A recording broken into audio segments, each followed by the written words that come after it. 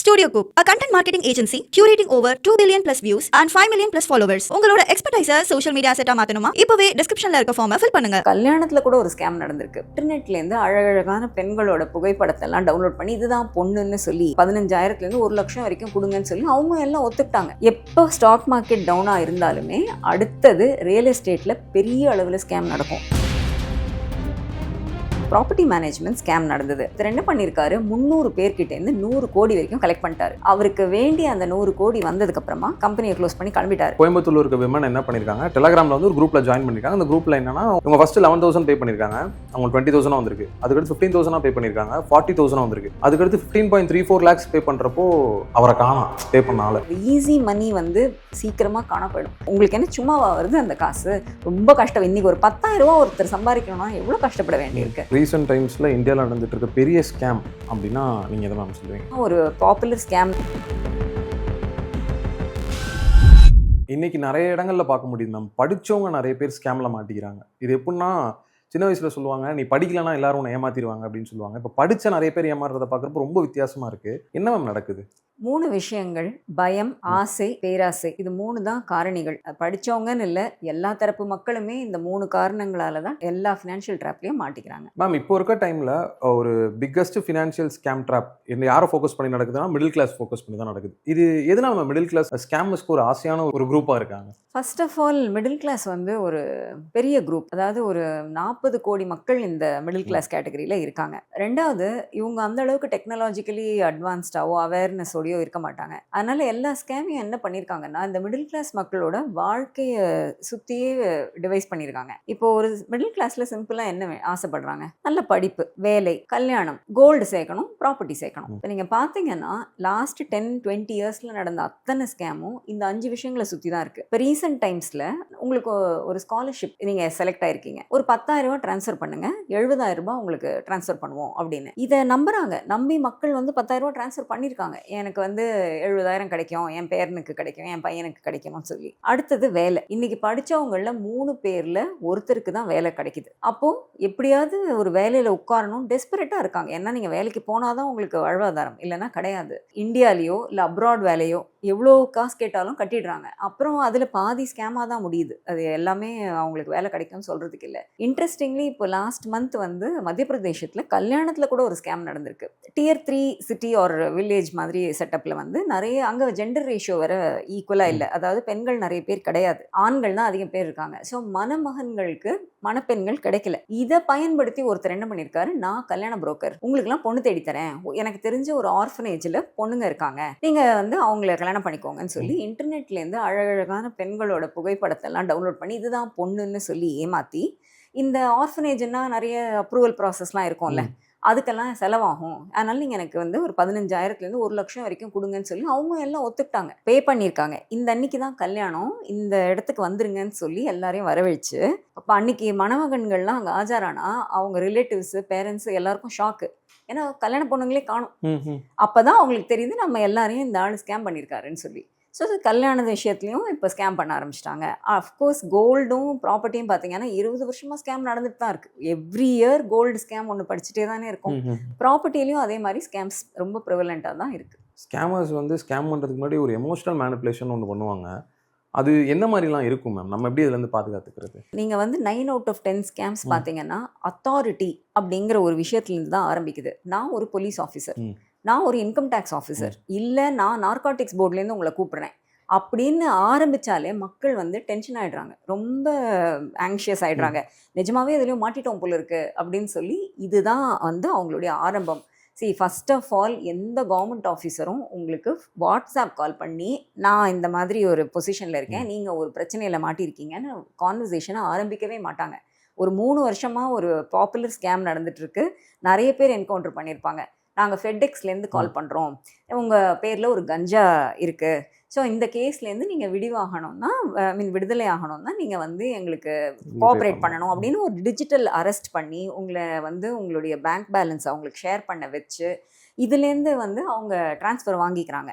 So WhatsApp காலில் வந்து இந்த மாதிரிலாம் ஏதாவது கால் வந்ததுன்னா எடுக்காதீங்க. ஸோ ப்ரிடாமினென்ட்லி அத்தாரிட்டியில் ஆரம்பித்து உங்களுக்கு டிஜிட்டல் அரெஸ்ட் வரைக்கும் தான் போகுது. இதுதான் வந்து நம்ம முக்கியமாக கவனிக்கணும். இப்போ நிறைய இடத்துல பார்த்தீங்கன்னா இவ்வளோ ரிட்டர்ன்ஸ் தராங்கன்னு சொல்லி இந்த கம்பெனியில் காசு போட்டேன், இந்த மியூச்சுவல் ஃபண்ட் கம்பெனியில் காசு போட்டேன் அப்படின்னு சொல்லிட்டு எது ரியலிஸ்டிக்னே எங்களுக்கு டிஃபரன்ஷியேட் பண்ணிக்க முடியல, இது உண்மையான கம்பெனி தானா என்னன்னு சொல்லிட்டு அப்படிலாம் ஸ்கேம் நடக்குது. இதுலேருந்து எப்படி வேணும் எங்களை பாதுகாத்துக்கிறது?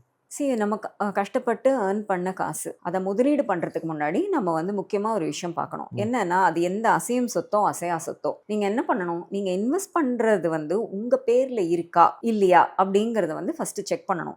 நம்ம வந்து ஒரு பேங்க்ல எஃப்டி போடுறோம், யார் பேரில், வேற யாரோ ஒரு பேர்ல எஃப்டி செக் இஷ்யூ பண்ணுவீங்க கிடையாது, உங்கள் பேர்லேயே தான் நீங்கள் வந்து எஃப்டி ஓப்பன் பண்ணுவீங்க. ஒரு ஸ்டாக்ஸ் வாங்குறதோ இல்லை மியூச்சுவல் ஃபண்ட்ஸ் வாங்குறதோ எல்லாமே உங்கள் பேரில் தான் இருக்க போகுது. அப்படி இருக்கும்போது ஏதோ ஒரு ஸ்கீம் சொல்லிட்டு இன்னொரு கம்பெனி பேர்லையோ இல்லை இன்னொரு நபர் பேர்லயோ காசை டிரான்ஸ்ஃபர் பண்ணுங்கன்னா நீங்க பண்ணுவீங்களா? என்னதான் கேரண்டீட் ரிட்டர்னா இருந்தாலும் நீங்க பண்ணக்கூடாது. அந்த சொத்து உங்க பேர்ல இருந்தாதான் அது உங்களோட உரிமை நீங்க கோர முடியும்.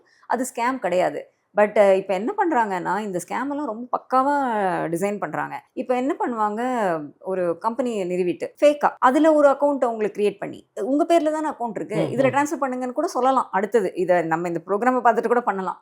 உங்கள் பேர்லேயே அக்கௌண்ட் இருந்தால் கூட அந்த அக்கௌண்ட் ஒரு எஸ்டாப்ளிஷ்ட் ரெகுலேட்டட் என்டிட்டியில் நிறுவப்பட்டிருக்கா அப்படின்னு பாருங்க. ஃபார் எக்ஸாம்பிள் பேங்க் அக்கௌண்ட், யாரோ ஒருத்தர் நான் தான் ஸ்டேட் பேங்க் ஆஃப் இந்தியான்னு சொல்லிட்டு ஒரு அக்கௌண்ட் கிரியேட் பண்ண முடியாது. டெஃபினட்டாக எஸ்பிஐ தான் அதை பண்ண முடியும். அந்த மாதிரி ஒரு ரெகுலேட்டட் என்டிட்டியில் உங்கள் பேர் கொண்ட ஒரு அக்கௌண்ட் இருக்குன்னா அதுக்கு ட்ரான்ஸ்ஃபர் பண்ணுங்க, இல்லைன்னா ட்ரான்ஸ்ஃபரே பண்ணாதீங்க. ஏன்னா இப்போ எல்லாத்துக்குமே KYC process is required.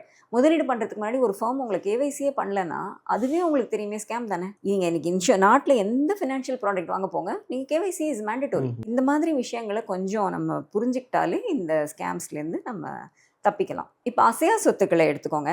Last month ரொம்ப ரீசெண்டாக கர்நாடகாவில் ஒரு ப்ராப்பர்ட்டி மேனேஜ்மெண்ட் ஸ்கேம் நடந்தது.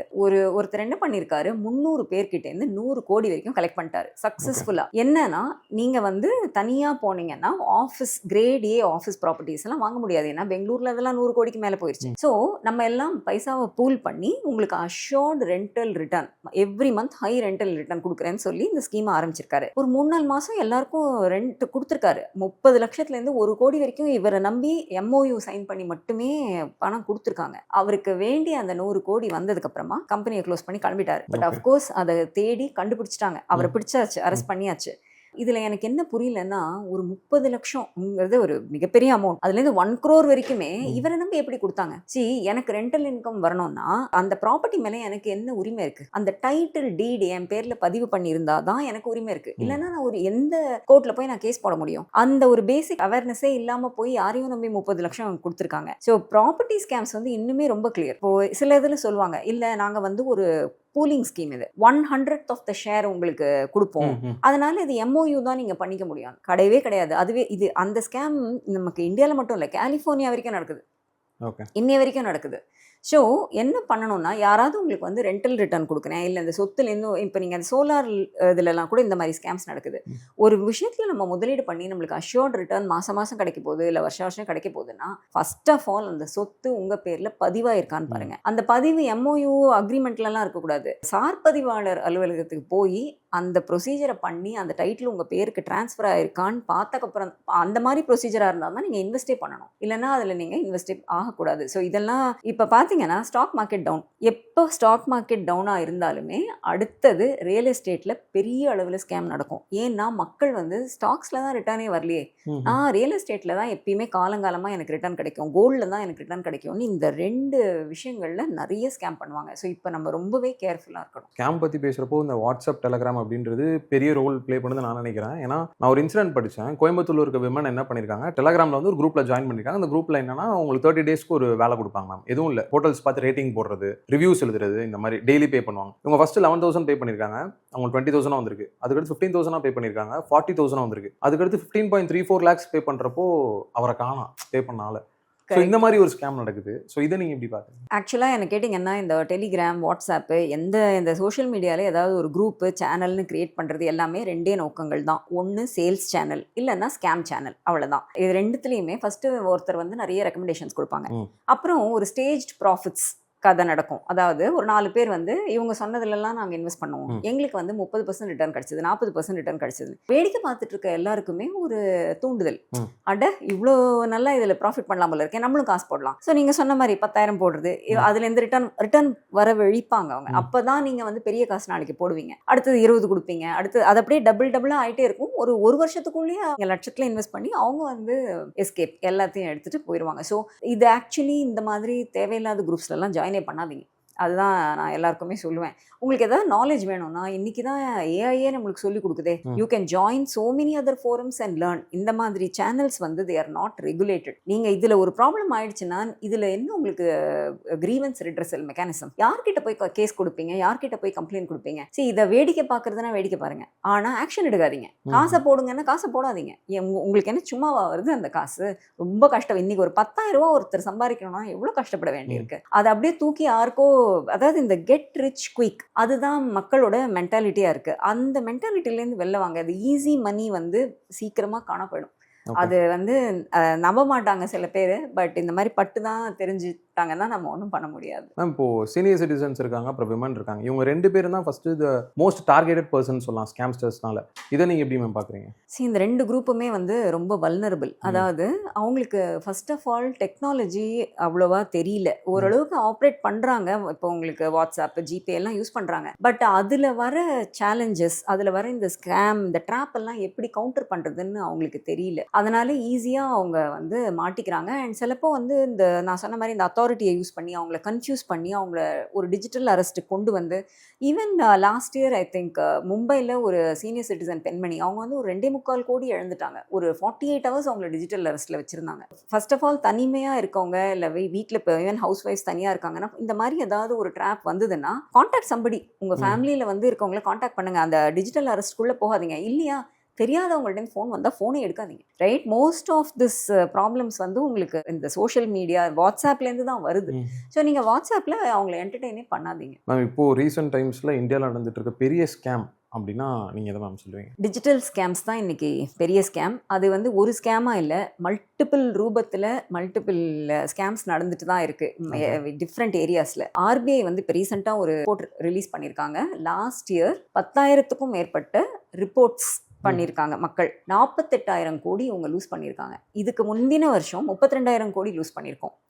ஸோ நீங்கள் பாருங்கள், எது வளருதோ இல்லையோ ஸ்கேமோட மேக்னிடியூட் எவ்வளோ வேகமாக வளருது. அப்போ அடுத்த வருஷம் இன்னும் எவ்வளோ லூஸ் பண்ணும்? இந்த மாதிரி வளர்ந்துட்டே இருக்குது. நம்ம ஃபிசிக்கல் ஸ்கேம்லேருந்து ஓரளவுக்கு தப்பிச்சுக்கலாம். ஏன்னா 4 பேரை விசாரிப்போம், டைம் இருக்குது ரெஸ்பாண்ட் பண்ணுறதுக்கு. டிஜிட்டல் ஸ்கேமில் உங்களுக்கு டைமே கிடையாது ரெஸ்பாண்ட் பண்ணுறதுக்கு. ஸோ நம்ம எல்லாரும் பேசிக்காக ஒரு 2-3 விஷயங்களை ஃபாலோ பண்ணி தான் ஆகணும். நம்ம குடும்பத்தில் இருக்கவங்களுக்கும் இதை எஜுகேட் பண்ணி ஃபாலோ பண்ண வைக்கணும். முதல்ல இன்னைக்கு வந்து ஜிபேயோ ஃபோன்பேயோ இல்லாமல், யூபிஐ இல்லாமல் நம்மளால யாராலையும் இயங்க முடியாது. ஸோ அது கட்டாயம் ஆயிடுச்சு. ஆனால் என்ன பண்ணுங்க, யூபிஐயை ஒரே ஒரு அக்கௌண்ட்டோட மட்டும் லிங்க் பண்ணுங்க. That is your expense account. ஒரு மாசத்துக்கு தேவையான செலவு தொகையை மட்டும் அதில் வச்சா போதும். எஞ்சி இருக்கிற காசு இன்னொரு பேங்க் அக்கௌண்ட்டுக்கு ட்ரான்ஸ்ஃபர் பண்ணுங்க. இல்லைன்னா அதே பேங்க் அக்கௌண்ட்ல எஃப்டியா ஒரு 15 நாள் எஃப்டியாவது புக் பண்ணுங்க. பிகாஸ் ஸ்கேம்ஸ் எல்லாமே எஸ்பி அக்கௌண்ட்டை தான் டார்கெட் பண்ணுது. எஃப்டி எல்லாம் லிக்விடேட் பண்ண வச்சு அவங்களால ஸ்கேம் பண்ண முடியாது. ரெண்டாவது, 9 out of 10 scams are happening only via வாட்ஸ்அப்பில் ஒரு ஆப்ஷன் இருக்குது, அன்னோன் காலர்ஸை சைலன்ஸ் பண்ணுறதுக்கு. செட்டிங்ஸில் போயிட்டு அன்னோன் காலர்ஸ் சைலன்ஸ்ன்னு போடுங்க.